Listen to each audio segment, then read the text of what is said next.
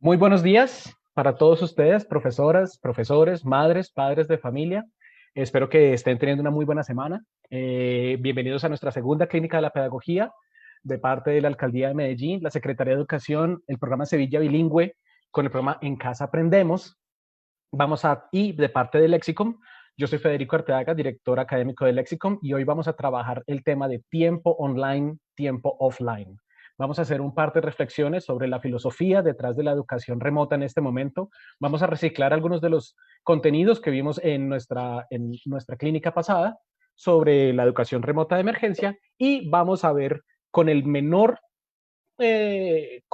gasto en recursos, cómo podemos aprovechar de la mejor manera el tiempo que tenemos con nuestros estudiantes en línea y cómo hacer que nuestros estudiantes se mantengan conectados con las actividades incluso cuando no están en Internet. Les recomiendo, profesores y padres y madres de familia, que tengan un cuadernito al lado porque les puede servir de mucho tomar notas durante esta presentación. Sin embargo, al final de la presentación, si ustedes envían un correo a bilingüismo@medellin.gov.co, podemos hacerles llegar el PDF de la presentación. Entonces, vamos a arrancar porque siempre hay que estar muy pendiente de las personas que son puntuales. Y lo primero que quiero empezar diciéndoles es, profesores y profesoras, quiero felicitarlos porque deben estar haciendo un trabajo muy duro. Este no es un momento fácil, no ha sido un momento fácil y no vienen momentos fáciles. Entonces, lo primero que debemos tener es solidaridad, es comunidad y compasión y paciencia para con los otros y para con nosotros mismos. Entonces, vamos a arrancar. Vamos a compartir la pantalla. Es más complicado de lo que parece. Muy bien.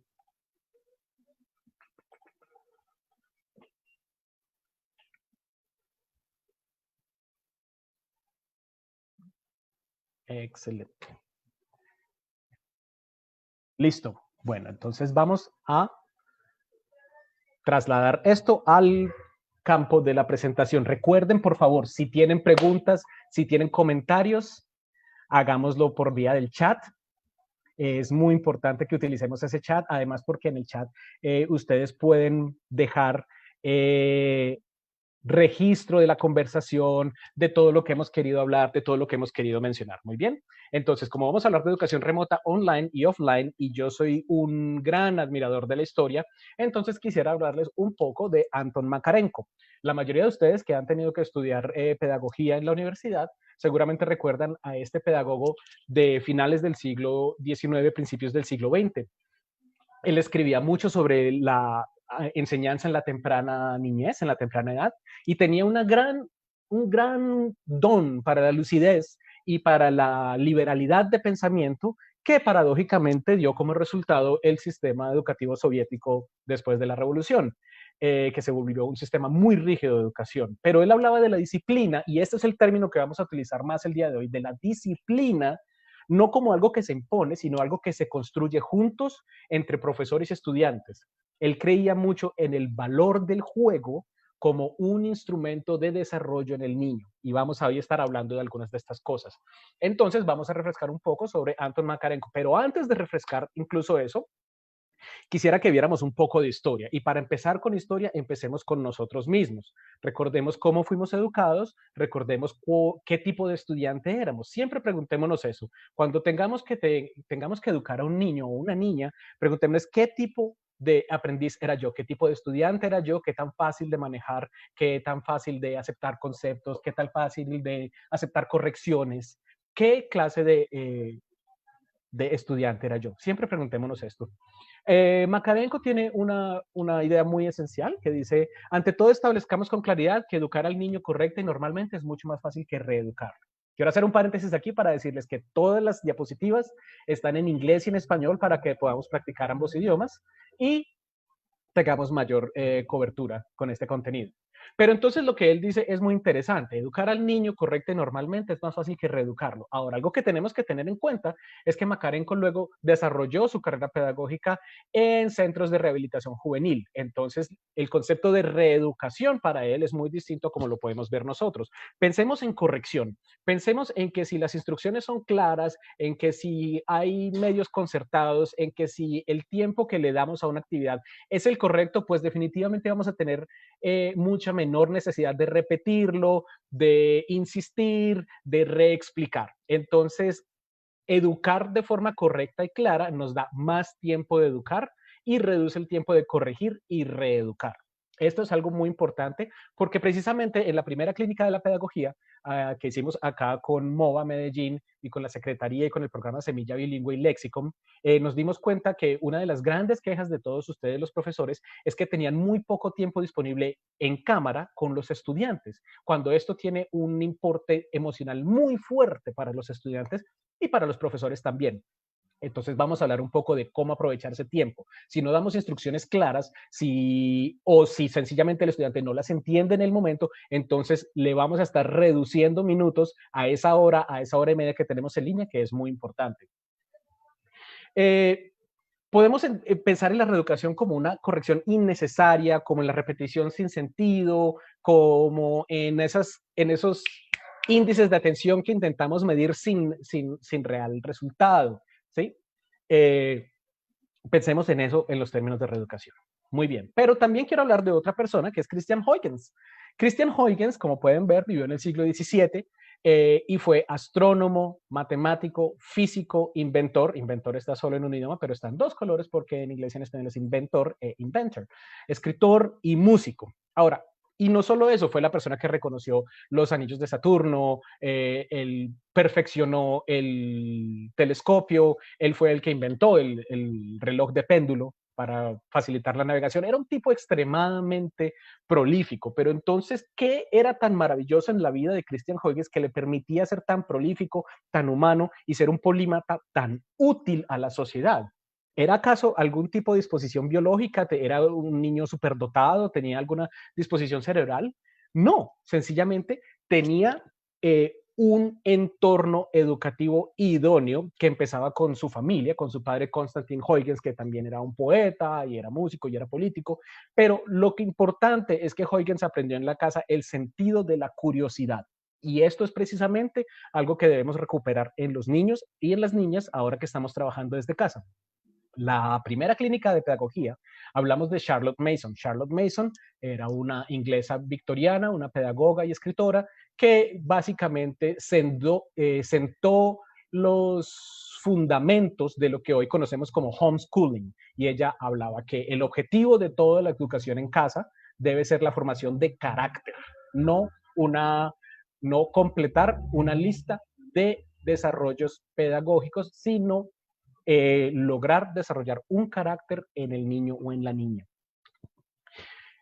Y también, como estamos hablando de historia, hablemos un poco de qué vimos en la primera clínica de la pedagogía. En el capítulo anterior, como dicen en la televisión, hablamos de ERE como la educación remota de emergencia. Decíamos que lo que estamos en este momento experimentando y con lo que estamos trabajando en este momento no es homeschooling, porque no es educación en casa, porque la primera necesidad, la primera característica, el primer requisito del homeschooling es que es voluntario, ¿sí? La familia toma la decisión y se prepara con los recursos y con el conocimiento y el entrenamiento que se necesita para hacer homeschooling efectivo. En este momento simplemente estamos respondiendo a una pandemia, estamos en una crisis global y estamos intentando tender puentes de normalidad entre el pasado que conocemos y el futuro que ignoramos todavía. Y una de esas principales puentes, tal vez el más fuerte y el que más nos va a igualar en todo el planeta en este momento, es la educación.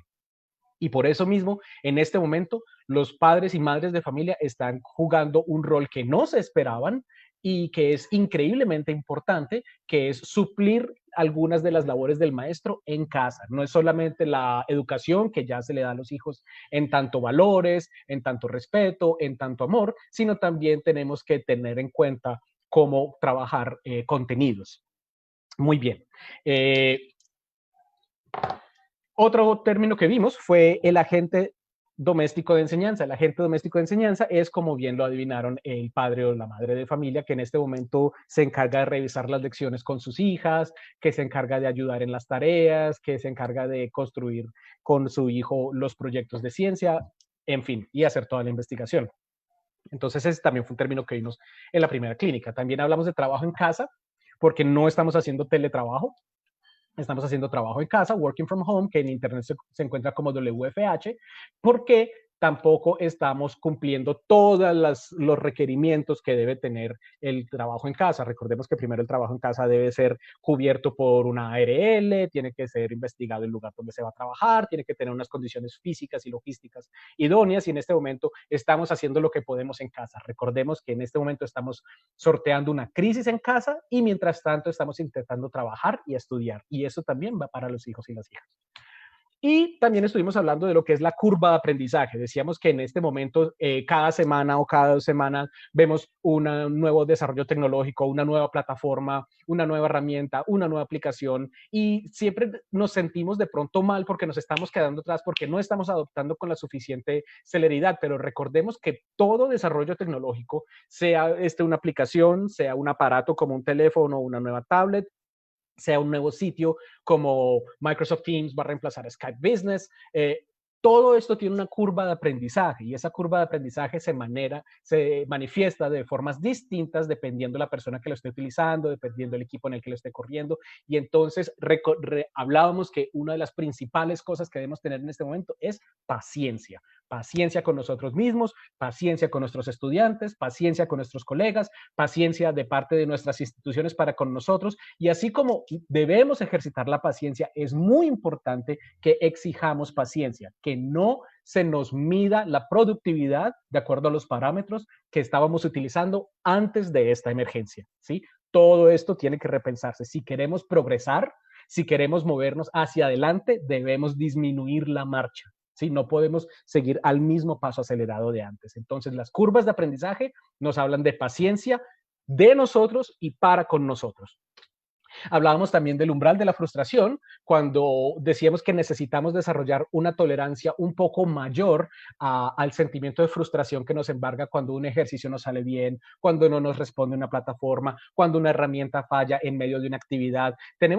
No podemos darnos palo, por decirlo de la forma más coloquial, no podemos darnos palo por cualquier error que sucede, ¿sí? Eso no nos exime de toda culpa, pero sí es entender que en este momento hay demasiada presión viniendo por todas partes y necesitamos tener un mayor umbral de frustración, necesitamos perdonarnos mucho más y perdonar a los otros mucho más, tanto personal como pedagógicamente. Y también hablamos de lo que es el filtro afectivo. El filtro afectivo es nuestra resistencia, nuestra actitud resistente ante alguna actividad. Yo ponía el ejemplo en la anterior clínica de la pedagogía, que yo tengo un filtro afectivo muy alto frente a las matemáticas porque nunca fui bueno. Entonces, cuando me enfrento a un ejercicio de matemáticas o a una situación en la que debo utilizar matemáticas, me da un poco de dificultad porque me siento inseguro, porque tengo un filtro afectivo muy alto. Entonces, en este momento, entre el umbral de frustración y el filtro afectivo tenemos que negociar. El umbral debe ser más bajito para que podamos aceptar el error, y tenemos que tener un filtro un poco más laxo para que pasen muchas más actividades, para perdonar mucho más, para no ponernos de mal genio por tantas cosas que a veces sencillamente nos disparan a diferentes personas. Este fue nuestro repaso de historia, así que suficiente. Vamos a empezar a hablar ya de lo que nos ocupa hoy. Tengo una pregunta. ¿Alguna vez le dijeron mamá a su profesora? Did you ever call your teacher mom? Es un momento muy embarazoso, es un momento muy difícil para muchos niños cuando esto ocurre, pero es más normal de lo que parece. Y normalmente ocurre cuando uno es muy pequeño. Cuando estamos hablando de la niñez temprana, entre 1 año y 5 años, eso es el momento en que el niño desarrolla y consolida las figuras de autoridad. Entonces, estar yendo del colegio a la casa, de la casa al colegio, a veces crea una transferencia de esa autoridad y crea la confusión de decirle a mi profe mamá o decirle a mi mami profe. Es muy posible que eso ocurra, pero ¿eso qué quiere decir? Eso es una radiografía de que hay un momento de conflicto dentro del niño. Y no es un conflicto malo, es un conflicto normal, es un conflicto natural en el que las figuras de autoridad y las emociones van de un lugar a otro. El niño también está aprendiendo a querer a otro adulto que no es su mamá ni su papá. ¿Sí? Es muy normal y yo sé que las profesoras de preescolar que nos acompañan el día de hoy y todos los de primaria saben ese momento tan bonito que a veces los estudiantes llegan corriendo a abrazar al profesor porque realmente lo extrañaron durante el tiempo que pasaron fuera del colegio. Es algo muy bonito y a veces se prolonga hasta bachillerato. ¿Qué quiere decir eso? Que la niña, el niño ha estado moviendo sus sentimientos de un lado al otro y es imposible creer que lo mismo no esté ocurriendo con el profesor en el otro lado del espectro. Los profesores desarrollamos sentimientos por nuestros estudiantes, tenemos un gran sentido de responsabilidad por ellos y nos preocupa que les vaya bien. Queremos que les vaya bien. Cuando un estudiante empieza, por decirlo, a tirarse materias, no nos satisface, no nos crea ningún sentido de tranquilidad. Al contrario, queremos saber qué podemos hacer para ayudarlo. Entonces, lo primero es entender que estamos trabajando no solo con conceptos de autoridad, sino también con conceptos emocionales. Y en este momento no estamos en aislamiento porque no todos estamos enfermos, pero en este momento de cuarentena, esos momentos de conexión con las otras personas, hablar con gente que tengo fuera de la casa es increíblemente sano e increíblemente necesario. Entonces, por eso mismo, ese espacio que tenemos en línea frente a frente a veces tiene una carga emocional tan grande que puede retrasar el desarrollo de los contenidos académicos. Pero eso no quiere decir que no estemos educando, eso no quiere decir que la niña o el niño no se esté beneficiando, que no estén aprendiendo, y eso no quiere decir que no estemos teniendo un desarrollo sano. Tal vez el desarrollo sano en este momento no se alinea de la forma más estricta con el proyecto educativo institucional de muchos colegios, de muchas escuelas, pero en este momento lo principal es el bienestar emocional y mental de las personas. Niñas, niños, madres, padres, profesoras y profesores. Todos tenemos que cuidarnos. ¿Cómo podemos, ahora vamos al tema efectivamente de lo que tenemos que hablar, cómo podemos hacer que el profesor aproveche de la mejor manera el tiempo en línea? Estamos hablando en este momento del profesor y la profesora. How can the teacher make the most of their time online? Well, I have a couple of ideas. Vamos a ver un par de ideas. Entonces, lo primero, y obviamente esto no solamente se aplica en clases en línea o en escenarios de educación remota, sino en cualquier escenario de educación, todos sabemos que las instrucciones deben ser claras. Pero ¿cómo sabemos que las instrucciones son claras? Las instrucciones son claras cuando compartimos el mismo idioma, cuando estamos hablando el mismo lenguaje. Si yo puedo adoptar algunas de las formas en que los niños se expresan entre sí, no quiere decir que voy a hablar como un adulto infantil, sino que voy a intentar adoptar ciertas formas con el fin de acercarme un poco más al idioma o esperar a que ellos me inviten a su idioma o que ellos quieran adoptar mi idioma porque les gustan las expresiones que uso, porque les parezco chistoso en clase. Entonces, todas esas cosas siempre son muy beneficiosas, pero las instrucciones claras de entrada hacen ahorrar tiempo. Entonces, las instrucciones claras, entonces tú me repites las instrucciones o entonces tú me ayudas con la primera parte, tú me ayudas con la segunda parte, tú me ayudas con la tercera parte, ¿sí? Es muy, muy importante poder hacerlo así. La segunda parte es, tenemos que delegar y confiar. En delegar y confiar, creo que podemos estar hablando de lo opuesto a lo que hablaba Michel Foucault en Vigilar y Castigar, que es vigilar y castigar. En delegar y confiar, tenemos que mirar qué cosas pueden hacer los estudiantes para aliviar mi carga durante esta hora y para engancharlos, para que se comprometan más. Entonces, no todas las actividades pueden ni deben estar a cargo de la profesora. Muchas de las actividades también tienen que estar a cargo de los estudiantes, tiene que ser dirigido por ellos y tiene que ser hasta evaluado por ellos. Pero vamos a ver unas reglas para eso en un instante. Pero delegar y confiar es muy importante, sobre todo la confianza. En este momento muchas de las compañías, y esas compañías incluyen colegios y escuelas, no sé si ustedes han visto, ha habido una multiplicación de las reuniones. Y uno de los asuntos que ha agravado esta multiplicación de las reuniones es que como sabemos que todo el mundo está en casa, entonces operamos bajo la ilusión de la disponibilidad permanente. Creemos que las otras personas están disponibles todo el tiempo porque si yo estoy en casa todo el tiempo, entonces ellos están en casa todo el tiempo, entonces todo el mundo está disponible todo el tiempo y no hay tal. Están los horarios de trabajo y están mis horarios de casa. ¿Sí?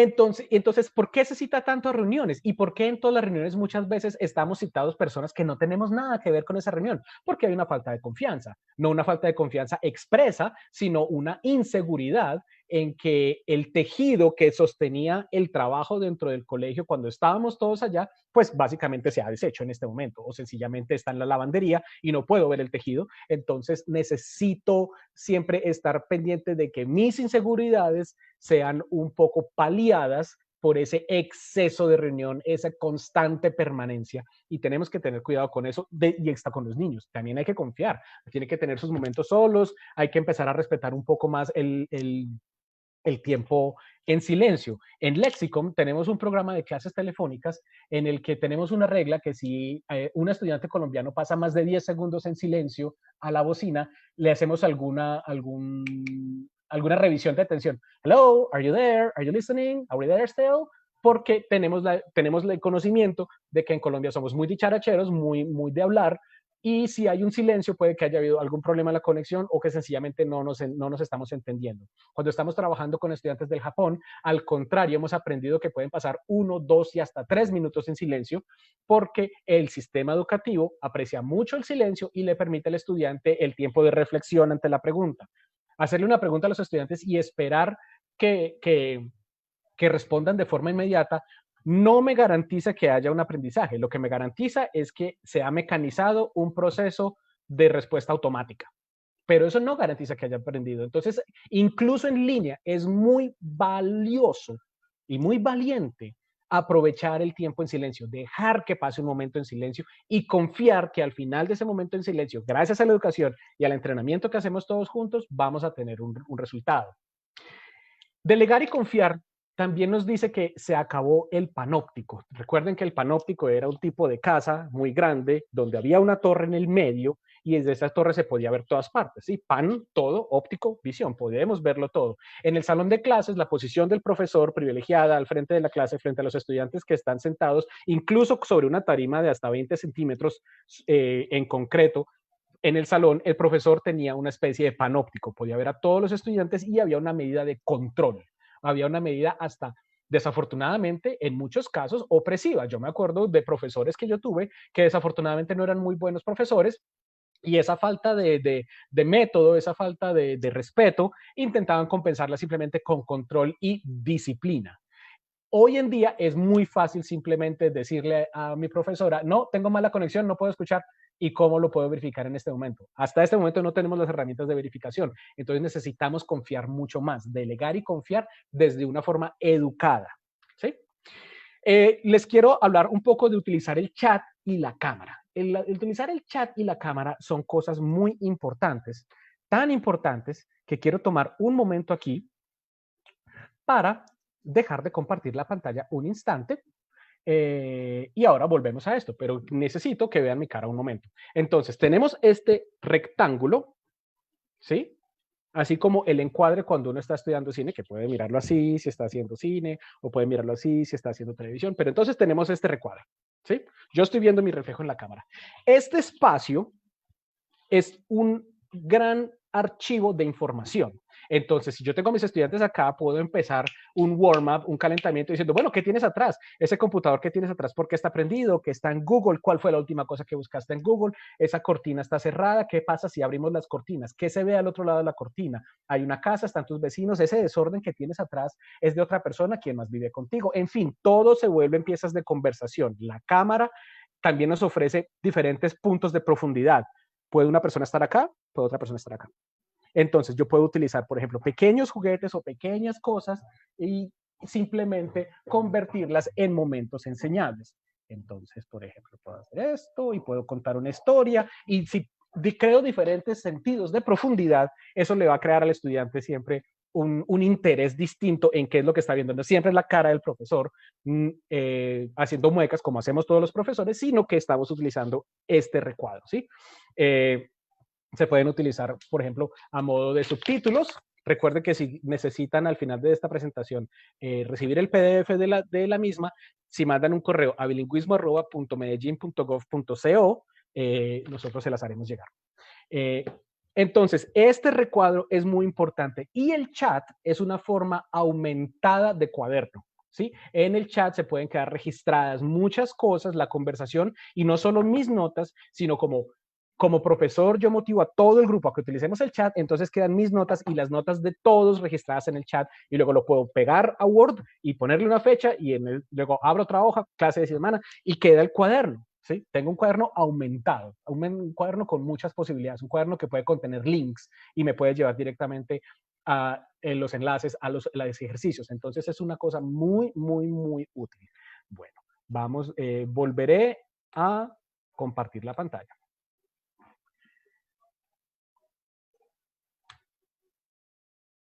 Listo. Tengo que volver al día.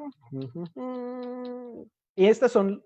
Y también otra cosa que les digo mucho a los profesores, por favor, utilicen el celular. A veces el celular, si estamos otra vez pensando en cine, en una cámara, el celular me permite hacer algo que se llama encuadre dinámico, que es, en vez de solamente ver este cuadro, si esta es la cámara que estoy utilizando, la cámara frontal de mi teléfono, puedo irme por toda la casa y crear ya un escenario mucho más grande. Y lo mismo pueden hacer los estudiantes, especialmente aquellos que todos sabemos que muchos de nuestros estudiantes están en casa con sus padres.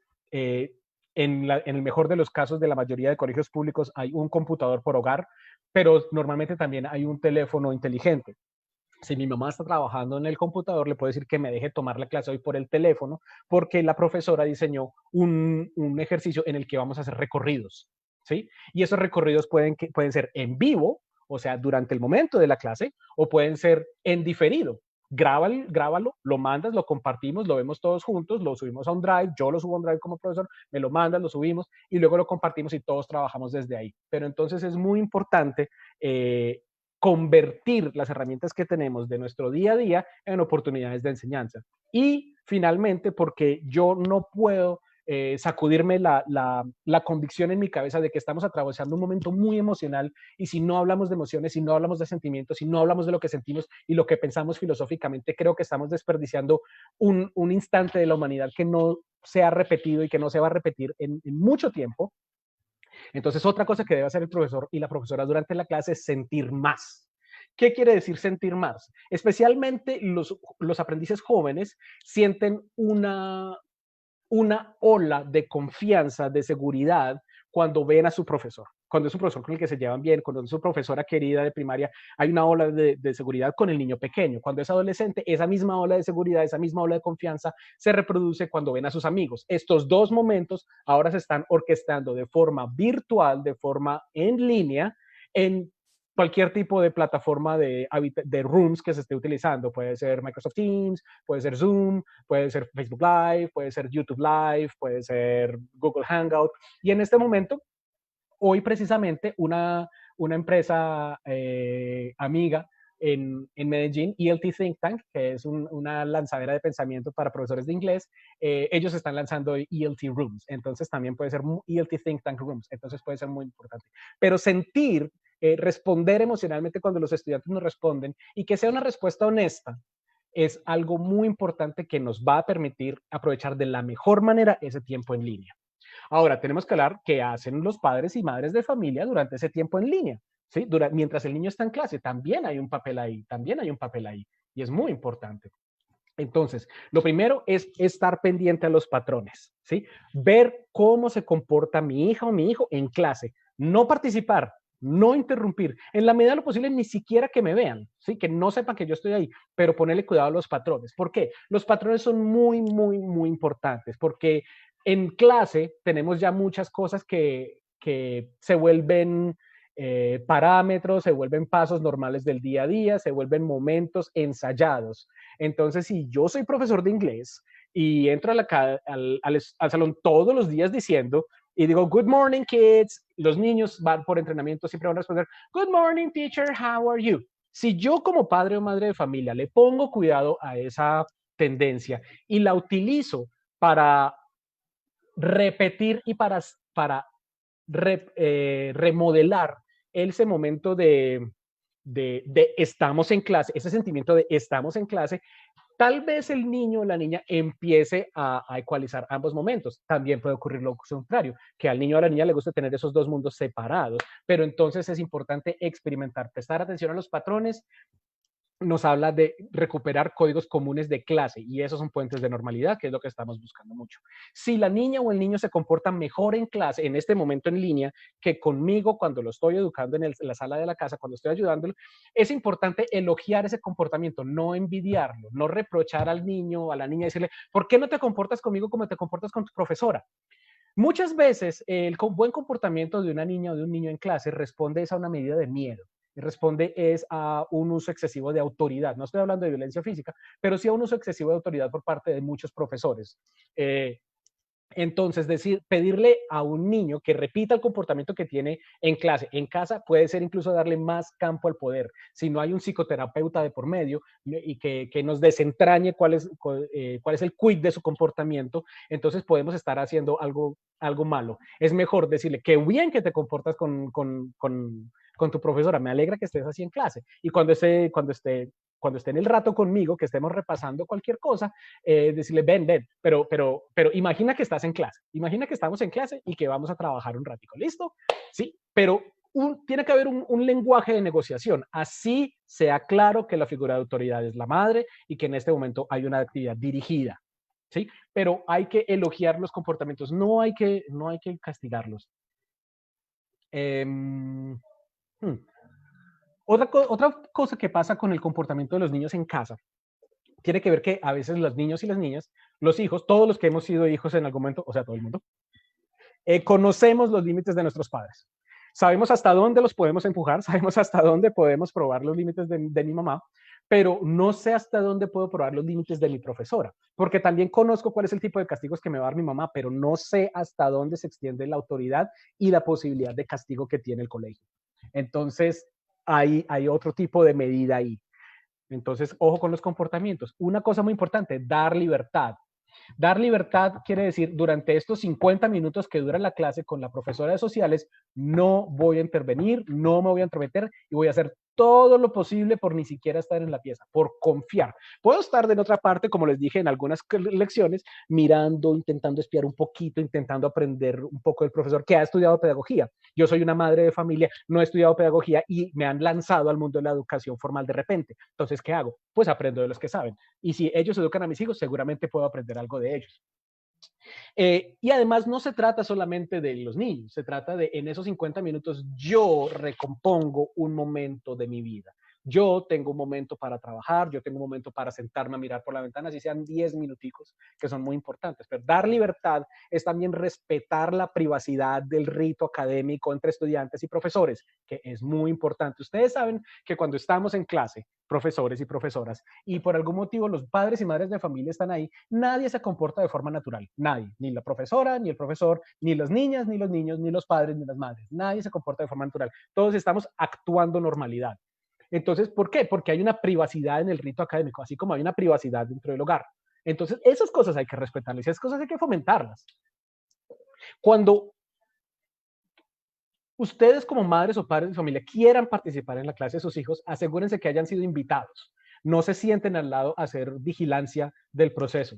Y si eso se trata de un problema de comportamiento, definitivamente yo primero hablaría con la profesora o con el profesor e intentaría recibir guianza de cuál sería la mejor manera de sortear ese momento de disciplina, ese momento de comportamiento complicado. Pero entonces, si vas a participar en clases, asegúrense que hayan sido invitados, no que sea una imposición esa presencia ahí. Quiero tomar un instante para recordarles la importancia de lavarse las manos. Por favor, háganlo por más de 20 segundos, utilicen buen jabón, entre los dedos hasta la mitad del brazo, las uñas, los dedos, los dorsos, cantar Happy Birthday 2 veces y seguir. El asunto de la disciplina, entendemos que es un asunto complicado, esto no es necesariamente fácil, ¿sí? The discipline issue. Y aquí tenemos unas ideas en inglés, pero también las tenemos en español. ¿Qué es la disciplina? Y aquí es donde vamos a empezar a hablar un poco de lo que hablaba Makarenko. ¿Cuáles son los ámbitos de la disciplina? Entonces, la disciplina no es un comportamiento estricto y dictado, es la aspiración de llevar a cabo las acciones del mejor modo posible. ¿Qué quiere decir esto? Es como inculcarle a los niños que hacer las cosas mediocremente, hombre, ni siquiera es una opción. O hacer las cosas con pereza no es una opción. ¿sí? ¿Y cómo se educa eso? Con ejemplo. El ejemplo, ¿sí? Si hay un momento de pereza por parte de la madre o del padre de familia, incluso se puede volver un momento de educativo, de posibilidades educativas, exagerándolo un poco. Ay, no, qué pereza, no quiero hacer nada, no quiero trabajar hoy, no, sentémonos, echémonos 20 minutos de no hacer nada. ¿Sí? Pero entonces que incluso la pereza sea un momento vivido en su máxima expresión, pero esa aspiración de hacer las cosas bien y hacer las cosas buenas bien tiene que venir por ejemplo y tiene que ser una conversación normal, así como hablamos de por qué no te comiste los vegetales, también se pregunta por qué piensas hacer esto, por qué te parece que hacerlo así está bien si todos sabemos que se puede hacer mejor, si juntos lo podemos hacer mejor, ¿sí? Entonces la disciplina es una aspiración primero. La disciplina es una disposición también de que si yo tengo un deber, lo voy a llevar a cabo sin necesidad de cumplir una orden. ¿Sí? ¿Por qué? Porque entonces debemos dejar de pensar en órdenes, ¿sí? Y hablar de responsabilidades. ¿Sí? ¿Y cuál es la mejor forma de dar una responsabilidad con los niños y niñas? Haciéndoles entender que el resultado de su tarea va a afectar a un grupo. ¿Sí? Tu tarea no es solo tuya, tu tarea es parte de un engranaje en una maquinaria de conocimiento que estamos intentando construir todos juntos. No vamos a hablar de una carga académica, sino de partes en una actuación, ¿sí? De cuál es tu lote, qué es lo que debes hacer, cuál es tu papel aquí. Es muy interesante que la mejor forma de hacer brillar la responsabilidad personal de cada estudiante es a través del trabajo en grupo. ¿Sí? Ahí reluce quiénes están y quiénes no están en eso. La disciplina es una iniciativa y una voluntad creadora. La voluntad creadora es tal vez la mejor de las disciplinas, ¿sí? Buscar las formas de resolver las preguntas, la recursividad. Los padres de familia son grandes ejemplos de esto. Si hay un problema en la casa, bueno, ¿cómo lo solucionamos? Tenemos que llamar a alguien o podemos nosotros con los elementos de la casa arreglar un tubo o montar una matera o resolver un problema del álgebra de Baldor. En fin, hay muchos ejemplos que podemos hacer, pero es la voluntad creadora, es el no vararse. Y en ese sentido sí apelo a la coloquial pujanza antioqueña, que no se vara, ¿sí? Pero hay que vararse siempre. Ese no vararse, esa voluntad creadora, debe estar ligada al primer precepto, hacer las cosas bien del mejor modo posible. Y finalmente, la disciplina es saber ver las necesidades de quienes nos rodean. ¿De qué estamos hablando aquí? Esto lo estaba escribiendo Makarenko cerca de 1915 y está hablando de empatía. ¿Sí? Está hablando de ver al otro, de ver a través del otro, de yo ponerme no solo en los zapatos, sino en los ojos, en la piel, en el organismo del otro. Yo pienso mucho que la empatía y la solidaridad no son habilidades blandas, ni es inteligencia emocional, son simplemente características de una mente sana que está creciendo en un ambiente donde entiende su papel. Y entonces la solidaridad y la empatía son una disciplina, son disciplinas de una mente sana que ha aprendido a ver, a entender y a actuar respecto a las necesidades de quienes nos rodean. Puede ser mi mamá, puede ser mi hermano, puede ser la gente que pasa de pronto pidiendo limosna por mi casa porque sí estaba en una situación difícil antes, ahora está en una situación peor. Pueden ser las venezolanas que pasan cantando mazamorréate, que es muy interesante, y le han dado verdaderamente nueva vida al negocio de la mazamorra que realmente lo estaba necesitando. Pero entender esas necesidades y entender y hablar con la niña, con el niño de por qué están pasando las cosas, es crear disciplina. Eso es crear disciplina. Muy bien. Y para, para volver a algo un poco más, para volver a algo más serio para los niños, hablemos del juego. El juego en la vida del niño tiene la importancia que tiene en la vida del adulto el trabajo. ¿Sí? Las reglas se toman con una seriedad increíble. ¿Y cómo sabemos que se toman con una seriedad increíble? Cuando un niño o una niña que está muy metido en un juego pierde, el nivel de frustración y puede llevar al llanto, a la pelea. Sí, hay que controlar eso, pero eso, ¿de qué nos habla? De la seriedad con que se toma el juego el niño. Y a veces, desafortunadamente, otro espectro de eso es que el juego importa tanto y quiero ganar de tal manera que voy a hacer trampa. ¿Sí? Es una disposición también. Entonces, no le restemos importancia a los juegos que desarrolla las niñas o los niños en casa. Y sobre todo si en el caso de muchos de ustedes tienen más de un niño o una niña, las interacciones que se crean entre ellos, el lenguaje, donde se ponen los límites, en qué momento rompiste las reglas del juego, se vuelve algo muy importante porque es muy parecido a cómo nosotros asumimos el trabajo, el papel del trabajo. Negar el juego siempre tiene un resultado negativo. Ahora, ¿qué quiere decir eso? Eso no quiere decir que vamos a alcahuetearle toda la gana de jugar al niño. No se trata de eso. Pero si estamos en una situación que estoy hablando o estoy haciendo una actividad con mi hija y veo que nos estamos yendo hacia un lugar en donde me va a decir que juguemos y yo sé que la decisión que debo tomar es decirle que no vamos a jugar, quiere decir que algo en todo ese proceso estaba funcionando mal desde el principio. En algún momento la actividad que estábamos haciendo perdió interés, perdió relevancia, perdió significado para la niña y ella va a querer irse a algo que le aproveche, que le guste, que es el juego, ¿sí? Entonces, siempre que voy a negar el momento de jugar, tengo que mirar en retrospectiva, ¿cómo llegamos aquí? ¿Cómo llegamos hasta este momento en que le dije, no vas a aprender el Xbox? O este momento en que le dije, no vamos a jugar, no hay pelota, ¿sí? ¿Cómo llegamos hasta este momento? ¿Por qué pasó esto? ¿Por qué tuve que decir no? Y entonces, haciendo esa reingeniería del momento educativo, social y familiar, podemos ver tal vez cómo ayudar y cómo prevenir problemas en el futuro. Y, muy importante, un juego educativo se diferencia del trabajo. Un juego educativo se diferencia del trabajo. Esto es muy importante porque vamos a ver dos tipos de juego. Hay juego educativo y hay juego recreativo. ¿Sí? El juego educativo tiene un objetivo claro y tiene una persona que lo dirige. Normalmente es el profesor. ¿Sí? Incluso si el profesor no está jugando, el profesor puede actuar como juez o dar fin al juego, dar inicio al juego, cambiar las reglas, en fin. El juego recreativo es en donde ese papel de dirección, ese management, pasa de una persona a otra. ¿Sí? Por ejemplo, si estamos jugando escondidas, entonces la persona que cuenta en ese momento es el que dirige el juego porque yo cuento, yo busco, yo corro.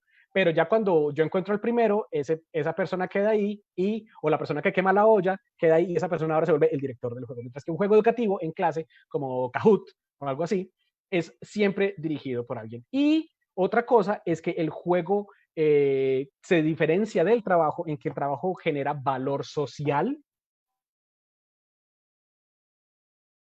hábitos sociales y valores morales. ¿Sí? Es muy sencillo pensar en hábitos sociales desde el juego. ¿Eso se traduce en la adultez? Claro que sí. Ustedes no han estado en la oficina y alguien dice primis, y llega alguien con empanadas y alguien dice primis. Aun cuando es un recurso muy de pequeño, todos entendemos que el que dice primis va de primero. Y es algo que traemos desde nuestra niñez, porque ahí empezaron a moldearse nuestros hábitos sociales y nuestros valores morales. Yo respeto a quien dice primis. Pero ¿y si alguien dice primis, cuál va a ser mi hábito social? Segus. Yo voy de segundo. Claro. Entonces, porque rápidamente me uno al juego de ese momento. Al juego de ese momento. Entonces es muy importante trabajar con el juego de la forma más seria posible. Voy a hacer otra pausa para pedirles por favor que se queden en casa. Recuerden que es muy importante observar la cuarentena, salir solamente cuando tenemos pico y cédula, mantener distanciamiento social, contacto al mínimo, por favor. Recuerden, siempre actúen, no están protegiéndose solo ustedes están protegiendo a otras personas. ¿Sí? Están protegiendo a la gente en su casa cuando ustedes se cuidan en la calle. Y si no se cuidan en la calle, estamos desprotegiendo a las personas en casa. Entonces, tengamos mucho cuidado con eso, por favor. Vamos a hablar del profesor, cuando estamos hablando ya de desconectados.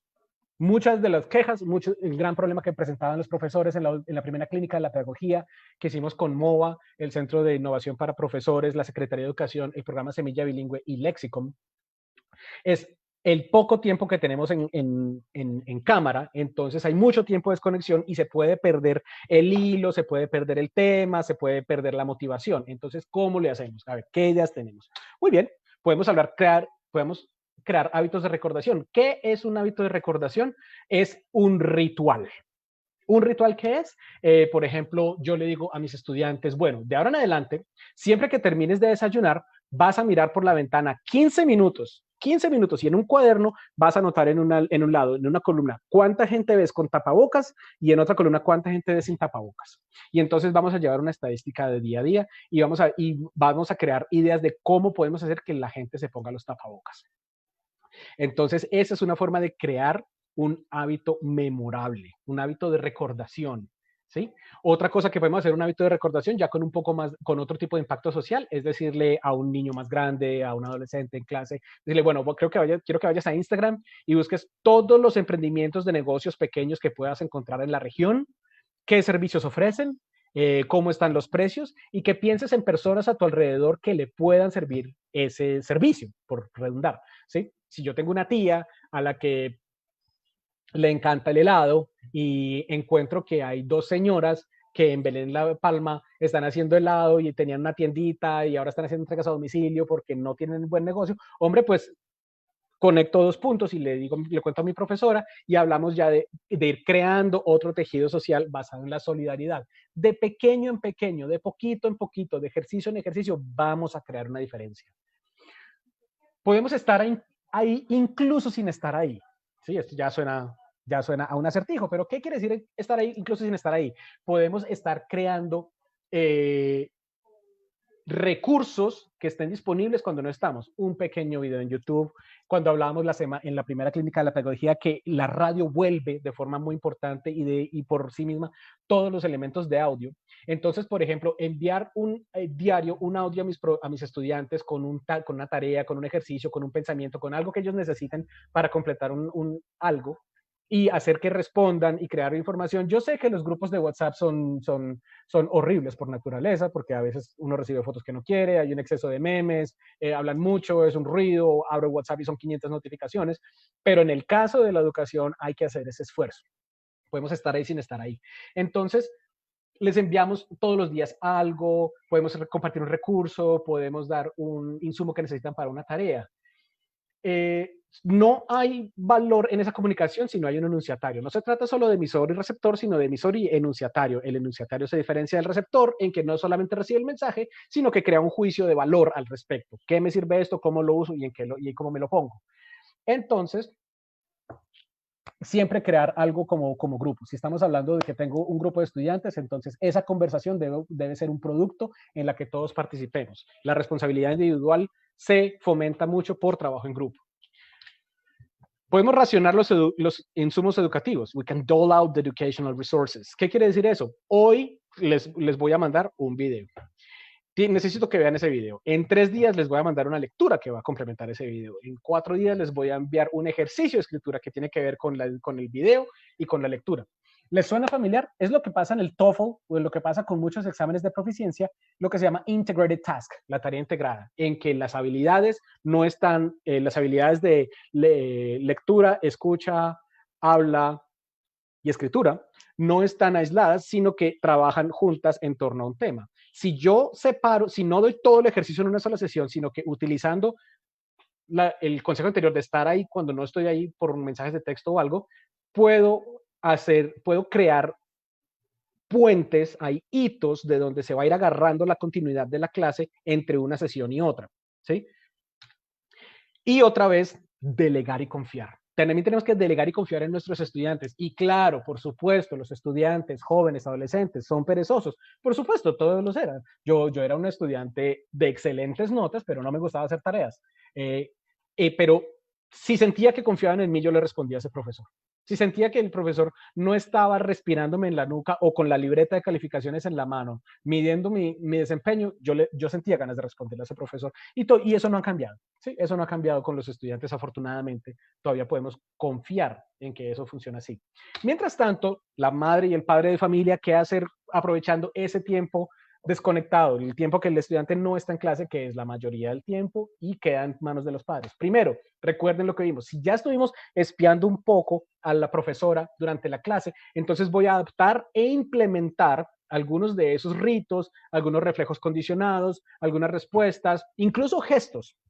Si yo soy el profesor de inglés de un curso y desde el inicio les digo que cuando estemos haciendo un ejercicio y levanto la mano y muestro mis 5 dedos, quiere decir que quedan 5 minutos.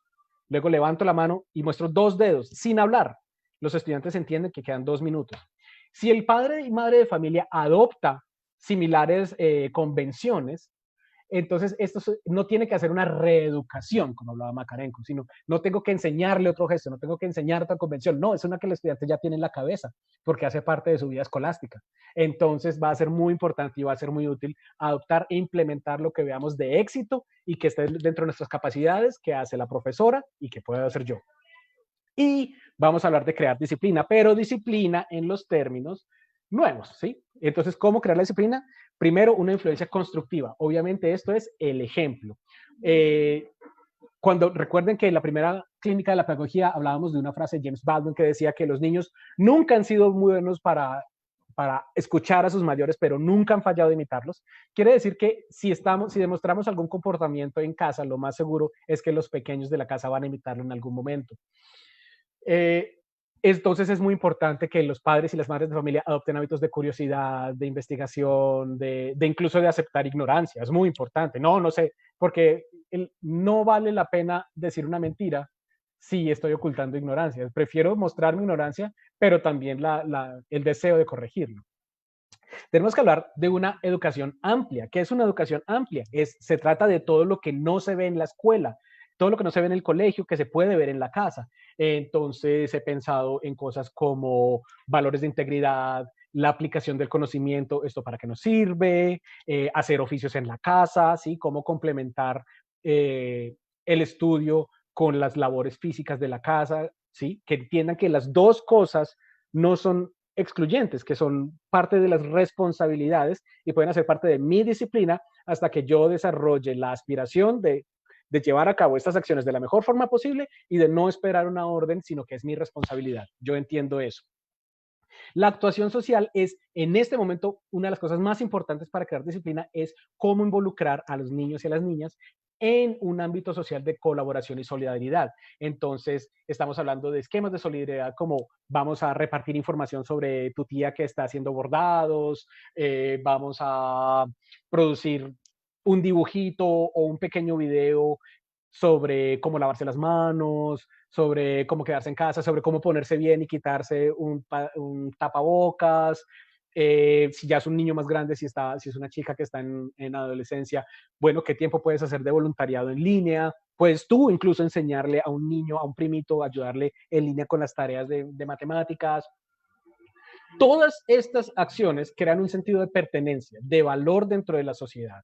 Y la actuación social es algo en lo que debemos trabajar, no tanto repasando los contenidos de los libros en casa, sino los valores que no tenemos tiempo de ver en el colegio, pero que tenemos la autoridad moral para enseñar en casa. Y finalmente, el esparcimiento, el ocio.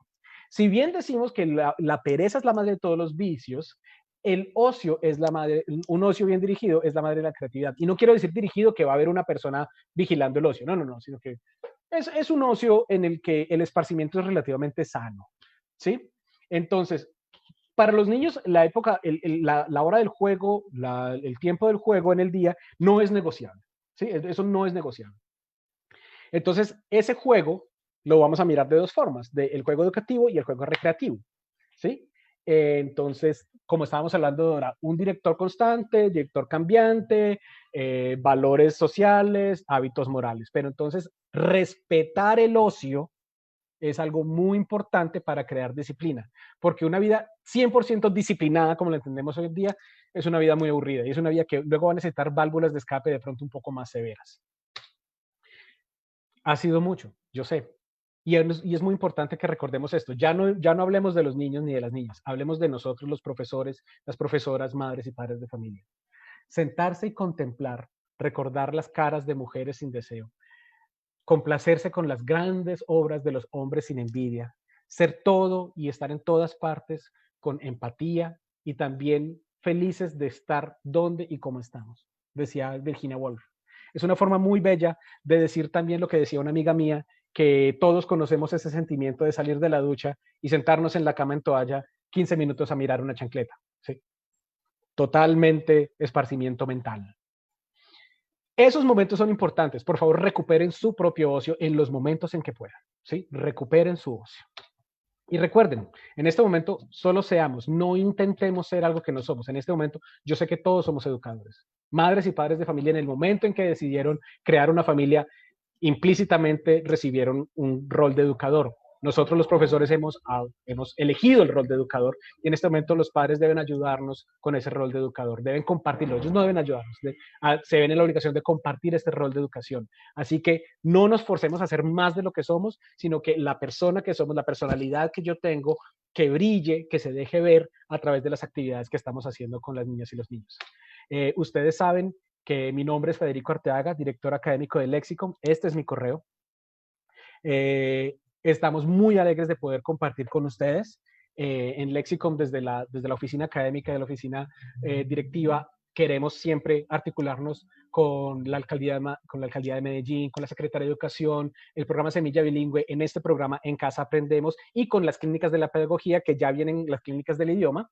Recuerden que va a haber muchas más sesiones, no siempre soy yo, hay presentadores de todo tipo, para todos, entonces siempre estar pendientes del Facebook de MOVA. Recuerden, si tienen preguntas en este momento, por favor, déjenlas en el chat. Si en este momento no las puedo responder porque no tengo la información o porque no alcanza el tiempo, les digo que puedo leer al respecto y darles una respuesta en el tiempo venidero de la semana.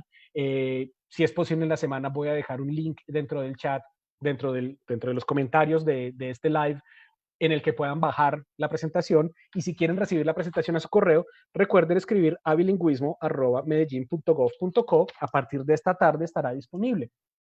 Si hay alguna pregunta en este momento o algún comentario, quisiera saberlo, si quieren compartirlo. Como siempre digo en mis presentaciones, si les gustó, cuéntenles a los demás. Si no les gustó, cuéntenme a mí para yo saber qué mejorar. Quiero agradecer su atención, su compañía, y espero que nos podamos ver en una nueva clínica de la pedagogía. Tengan un muy buen día y por favor quédense en casa. Gracias.